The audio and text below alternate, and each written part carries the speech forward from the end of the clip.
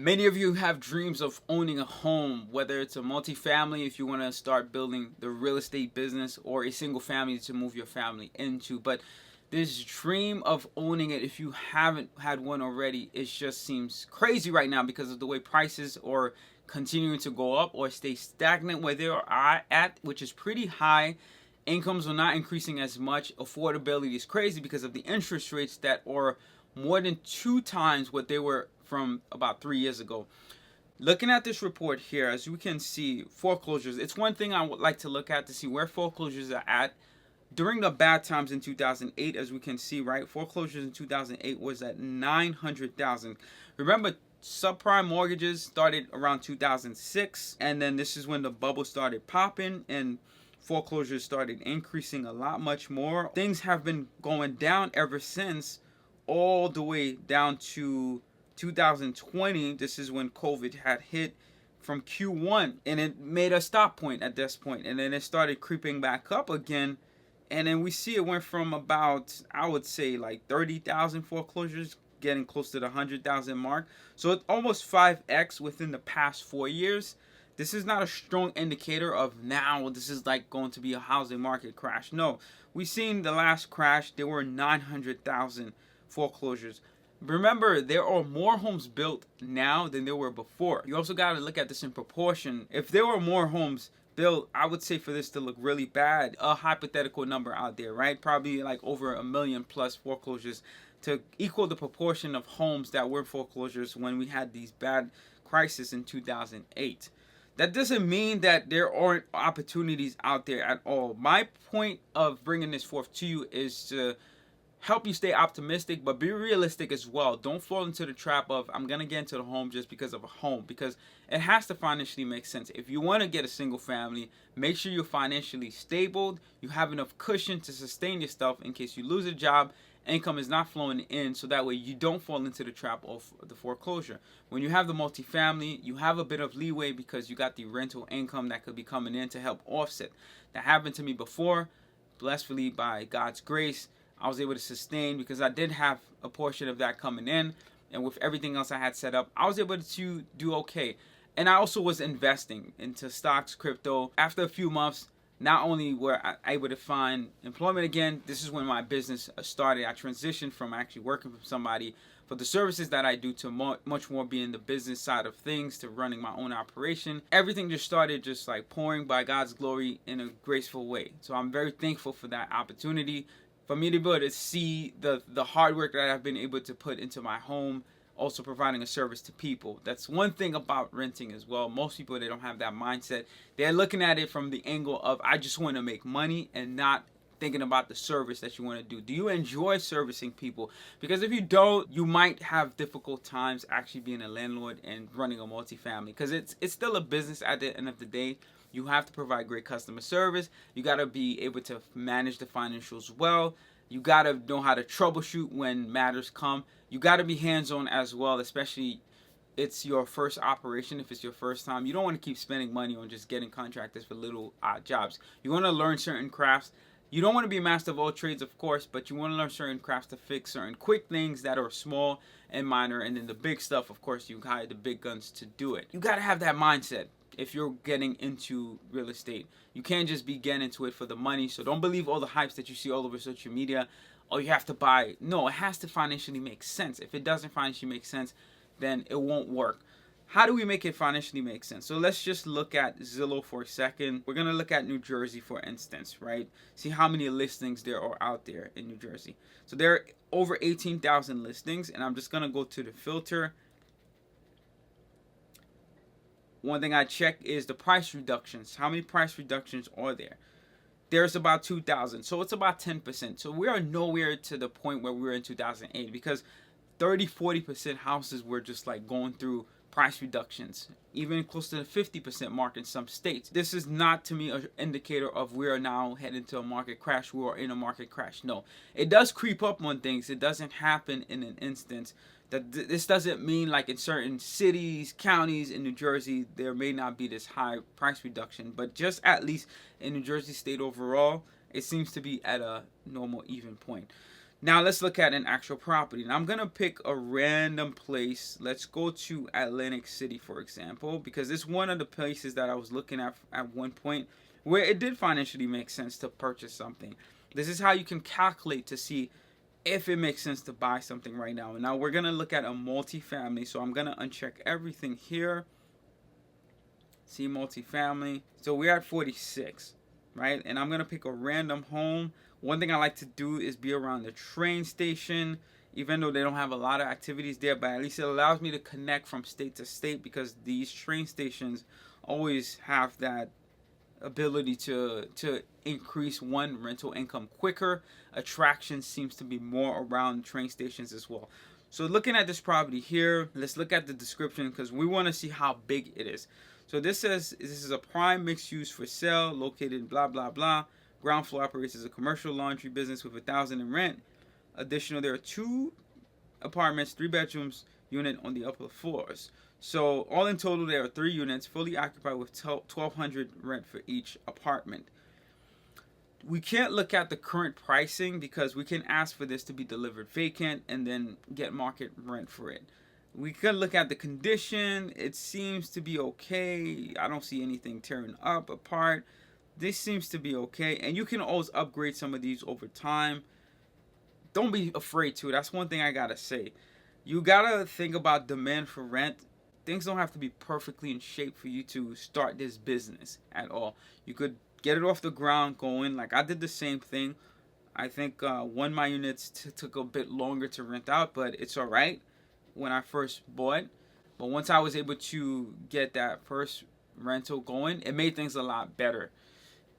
And you fixing things over time, it builds it and grows it, and rent grows faster than your mortgage cost. Your property taxes and insurance is going to grow over time, but it's not going to grow as fast as rent does, especially during 2022.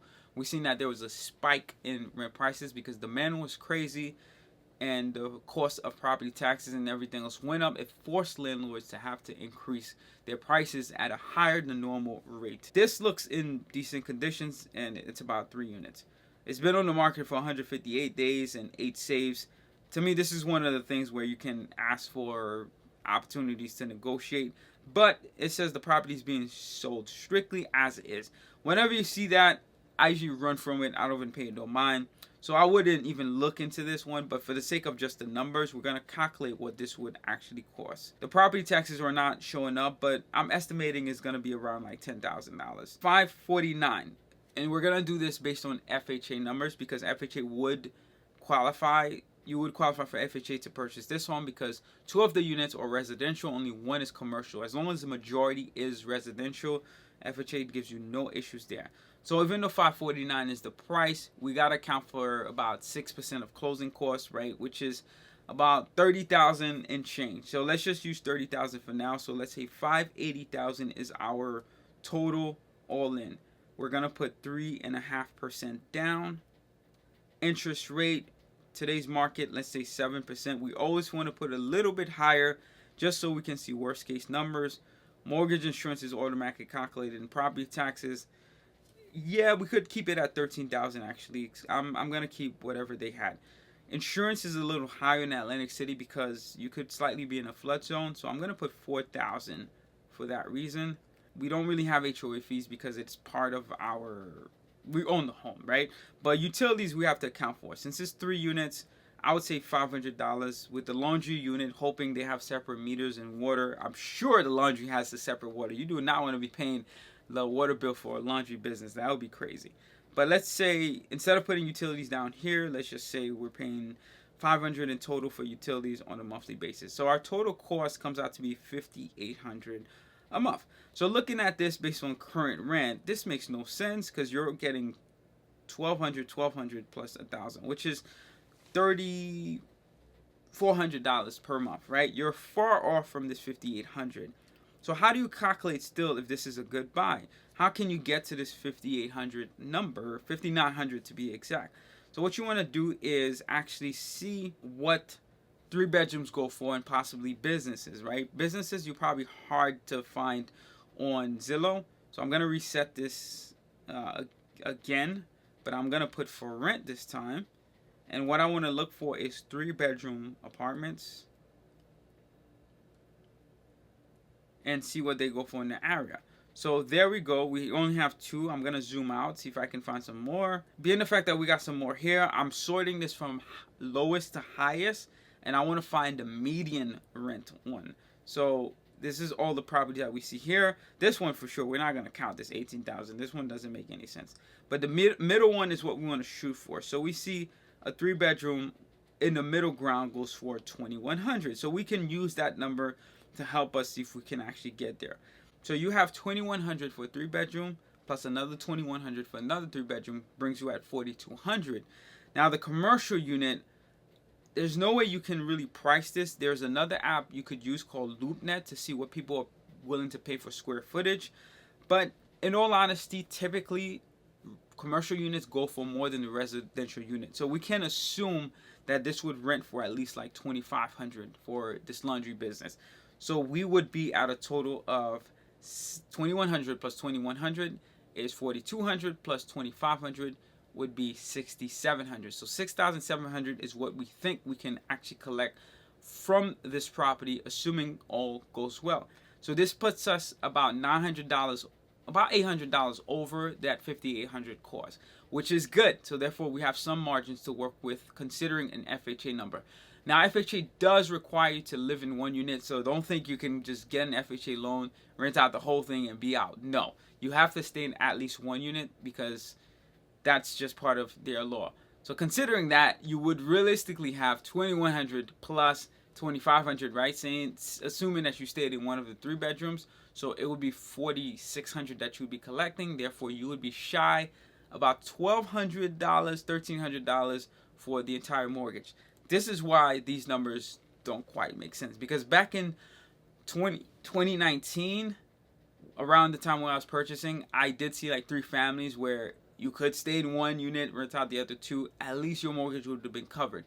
Maybe not the utilities, but at least the mortgage would have been covered. And if you stayed there at least the 5 years, you saw rents appreciate, it would have made much more financial sense for you to actually buy this for the long term. But I never advise getting something in the negative at first. I always advise getting something to at least break even, because at least you know you're gonna go up in the upwards direction, because rent does appreciate faster than the course of mortgages. I hope you found all this insightful. Really think about what you're purchasing. Don't just purchase just because you want to get a home, or you saw something on social media telling you that you have to buy in order for you to build wealth. Yes, it's true, but it has to financially make sense. You don't want to just buy just to buy. It's a hype. If the numbers don't add up, do not do it. Wait, rent, save up. There's other opportunities for you to invest. You got the stock markets, you got the crypto market, which are not, even though, yes, we see the Dow Jones, NASDAQ are like all-time highs, but those are mostly because of these mutual funds, different like cash bonds that has been set up by different institutions, so that way people are pouring money into these things. That's what's been growing it, right? But it's not going to a lot of stocks, especially like in the tech sector. That's been battered and bruised quite a bit. So there are opportunities out there that you got to look into. Of course, I'm not a financial advisor. Those are things you got to do your own research. I do provide updates on this portfolio that I created back in December. I would strongly advise that you check out that video just to see a mix of things that I pieced together. That portfolio is still in the green. It's still in the positive that we created in December.